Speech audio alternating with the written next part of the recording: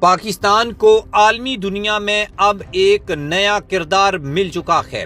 کسی زمانے میں پاکستان کو دنیا کا تھرڈ ورلڈ کنٹری کہا جاتا تھا جس کی کوئی اہمیت نہیں تھی، لیکن دوستو اب روس اور چین کی وجہ سے پاکستان دنیا میں نیو ورلڈ آرڈر لانے جا رہا ہے۔ دنیا میں حالات یکسر تبدیل ہو چکے ہیں اور بھارت کے پاس آپشنز بہت کم بچے ہیں۔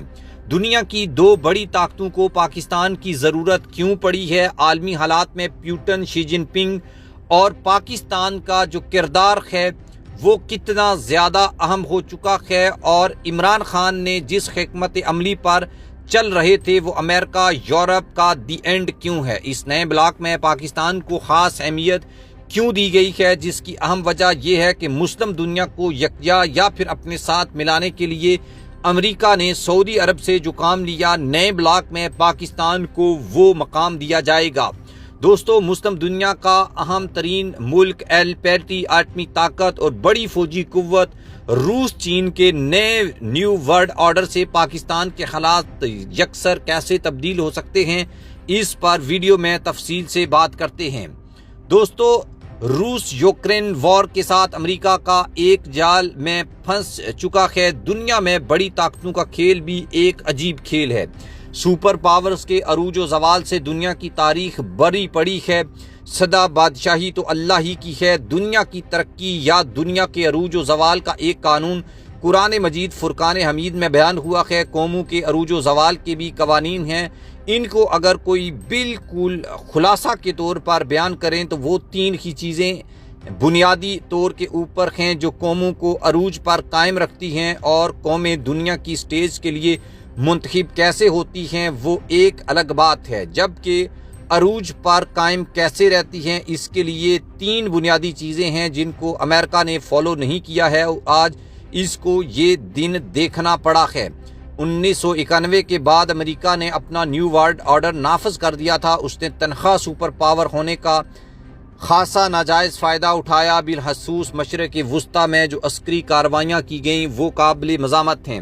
اس میں عرب نوجوانوں کی تحریک عرب سپرنگ بھی شامل ہے۔ جاری حالات میں جب دنیا دو بلاکس میں بٹ چکی ہے تو روس اور چین ان کے ہم نوا نیو ورلڈ آرڈر نافذ کریں گے، جس کی شروعات یوکرین سے ہو چکی ہے۔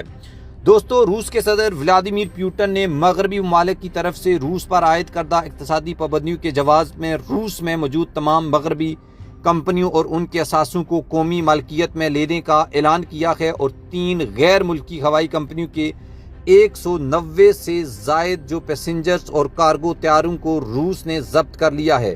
ان کمپنیز میں ایک کمپنی کے ایم ڈی نے بتایا ہے کہ ان کی کمپنی کو روسی صدر کے اس اعلان سے بلینز آف ڈالرز کا نقصان اٹھانا پڑا ہے، اور روس کی ہوائی کمپنی ایئر فلوٹ نے 82 طیارے لیز پر حاصل کیے تھے۔ روس کی اندرون ملک ہوائی کمپنی نے سامان کی نقل و حمل کرنے والی کمپنی نے 100 سے زائد طیارے لیز پر حاصل کیے تھے۔ یہ کمپنیاں عالمی عدالت کے دروازے پر دستخط دینے کی تیاری کر رہی ہیں، مگر روسی ذرائع کہتے ہیں کہ ریاست جس چیز کو قومی ملکیت قرار دے وہ ریاست کی ملکیت ہو جاتا ہے، اور اس ضمن میں کوئی قانون ان کمپنیز کی مدد نہیں کر سکتا۔ ماسکو اور دیگر بڑے شہروں میں امریکن معروف فوڈ برانڈ کمپنیز جیسے میکڈونلڈ، کاک، والمارٹ وغیرہ ان کے بھی اثاثے جو ہیں وہ ضبط کیے جا چکے ہیں۔ چین ایک عرصہ قبل اپنی گوگل، فیس بک، سوشل میڈیا اور اپنے نظریاتی انداز میں ڈال رہا ہے، اب ایسا ہی روس کر رہا ہے۔ انٹرنیٹ اور متعلقہ کمپنیاں ماسکو سے اپنے دفتر یورپی ممالک میں منتقل کر رہی ہیں یا بند کر رہی ہیں۔ اس طرح یہ دونوں بڑی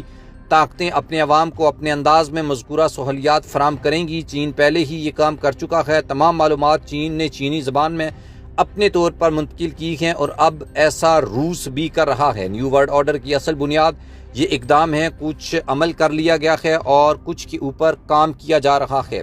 روس، چین، شمالی کوریا اور پاکستان اس مجوزہ نیو ورلڈ آرڈر کے فعال ممالک ہوں گے، جبکہ امریکہ کے ورلڈ آرڈر کے داعی امریکہ سمیت کچھ یورپی اور ایشیائی ممالک ہوں گے۔ باقی قوتیں دونوں کیمپوں میں کس جانب رخ کریں گی اس کا تعین آئندہ حالات پر منحصر ہوگا۔ اس طرح ایک قلعہ گومکو کا شاکار ہے، مثلاً بھارت، برازیل، ترکی اور مصر وغیرہ۔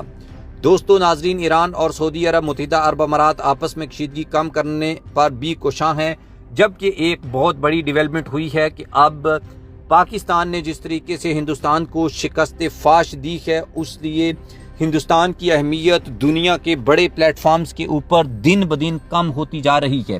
نریندرا مودی کو ایک جنگی جنون کا حامل لیڈر مانا جاتا ہے، اور ہندوستان میں جو حالات ہیں اس کو پیش نظر رکھتے ہوئے دنیا اب یہ سمجھ رہی ہے کہ پاکستان ایک ذمہ دارانہ اسٹیٹ ہے جو پرفیکٹ، بڑی ایکوریٹ اور بڑے پرسکرائبڈ جو ڈیسیژنز ہیں وہ لیتی ہے، اور جو بھی پاکستان کی خودداری اور خود مختاری کو چیلنج کرتا ہے اس کو سزا دی جاتی ہے۔ ویسے پاکستان ایک ایسا ملک ہے جو امن کا دائی ہے، اور ویسے بھی اس جنگ میں چینی ٹیکنالوجی کی جو بالادستی ہے اس نے دنیا کے اوپر ایک نیا رعب قائم کر لیا ہے۔